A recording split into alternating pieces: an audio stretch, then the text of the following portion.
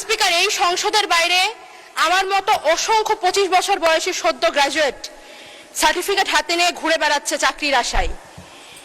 দেশে চাকরি নেই, ব্যবসার সুবিধা নেই, কৃষিকাজের জন্য পর্যাপ্ত জমি নেই, বিসিএস ছাড়া অন্য কোনো পেশায় মান সম্মান নেই। মাননীয় স্পিকার, পুলিশ হেডকোয়ার্টারের তথ্য অনুযায়ী বাংলাদেশে গড়ে প্রতি বছর আত্মহত্যার হার 11,000-এর অধিক, যার মধ্যে প্রায় 65%ই তরুণ তরুণী। মাননীয় স্পিকার, শিক্ষার্থীদের জন্য সরকারের নানান প্রকল্প রয়েছে, ভর্তুকি রয়েছে, আর চাকরিজীবীদের জন্য রয়েছে পে স্কেল, বোনাস। কিন্তু এই সমস্ত বেকার যুবক যুবতীদের জন্য রয়েছে শুধুমাত্র অবমাননা, অবহেলা, অসম্মান। এমনকি যে বাজেটকে বলা হচ্ছে স্বপ্ন দেখার বাজেট, যে বাজেটের দর্শন নাকি সবার আগে বাংলাদেশ, এই বাজেটেও এই অবহেলিত গোষ্ঠীর জন্য নেই কোনো সুস্পষ্ট রূপরেখা। মাননীয় স্পিকার, এই সংসদে আমি কার প্রতিনিধিত্ব করি? এই সংসদে আমি সেই সমস্ত তরুণদের প্রতিনিধিত্ব করি যারা স্বপ্নবাজ, যারা বুকে দেশপ্রেম, হাতে সার্টিফিকেটের গোছা আর কাঁধে পরিবারের বোঝা নিয়ে দেশ নিয়ে চিন্তা করে যায়, দেশের মাটিতেই থাকতে চায়, দেশেই কিছু করতে চায়।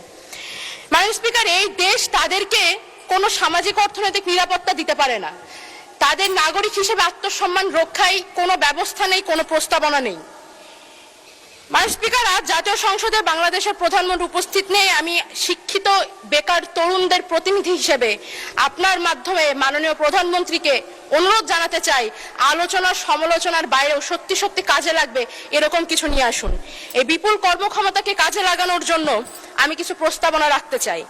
বর্তমানে সরকারি চাকরিতে শূন্য পদের সংখ্যা 4 লক্ষাধিক। সরকারি অফিস আদালতে পর্যাপ্ত লোকবল নেই।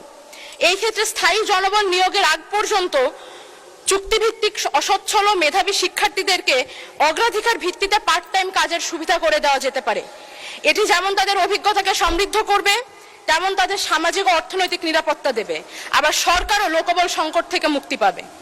মাননীয় স্পিকার, দক্ষ মানব সম্পদ গঠনের উদ্দেশ্যে বাংলাদেশের সরকার বিভিন্ন সময় বিভিন্ন কারিগরি প্রশিক্ষণ দিয়ে থাকে, কিন্তু বর্তমান যুগটাই টেকনোলজির যুগ। এই বিশ্বায়নের যুগে পুরো পৃথিবী মার্কেট প্লেস।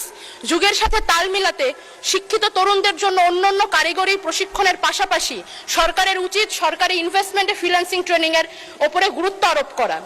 এতে তরুণরা স্বনির্ভর হবে, তাদের হাত ধরে বাংলাদেশে বৈদেশিক মুদ্রা আসবে এবং বেকারত্বের পরিমাণ কমে আসবে। আমি অনুরোধ জানাবো এই সমস্ত শিক্ষিত বেকার তরুণদের কথা গুরুত্বের সাথে মাথায় রাখার জন্য, কারণ আমাদের ভুলে গেলে চলবে না যেই গণ অভ্যুত্থানের মাধ্যমে বাংলাদেশ থেকে স্বৈরাচার বিতাড়িত হয়েছে, তার অন্যতম চালিকা শক্তি ছিল এই সমস্ত তরুণরাই। মাননীয় স্পিকার, জুলাইয়ের কথা মনে করিয়ে দিতে চাই, বছর ঘুরে জুলাই কিন্তু পুনরায় সমাগত। 2024 সালের এই জুলাই মাসে বুকের তাজা রক্ত ঢেলে দিয়ে শত শত মানুষ রাস্তায় নেমেছিল, রক্ত দিয়েছিল বাংলাদেশ থেকে স্বৈরাচারকে তাড়ানোর জন্য। 2 বছর পরেও কিন্তু সেই স্বৈরাচারের বিষ দাঁত আমরা ভাঙতে দেখিনি।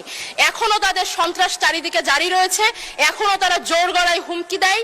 এত এত মানুষ হত্যার জন্য তারা বিন্দুমাত্র অনুতপ্ত না। খুনি হাসিনা তার সিংহাসন টিকিয়ে রেখেছিল কালচারাল ফ্যাসিস্টদের কাঁধে পা দিয়ে।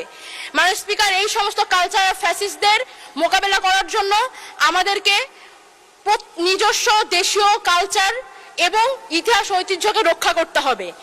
আমরা হাসিনার আমলে দেখেছি মহান মুক্তিযুদ্ধ থেকে শুরু করে সংস্কৃতির প্রতিটি অঙ্গন তারা দখল করে নিয়েছিল। আমরা কিন্তু সেই পরিমাণ এফোর্টটা দিচ্ছি না।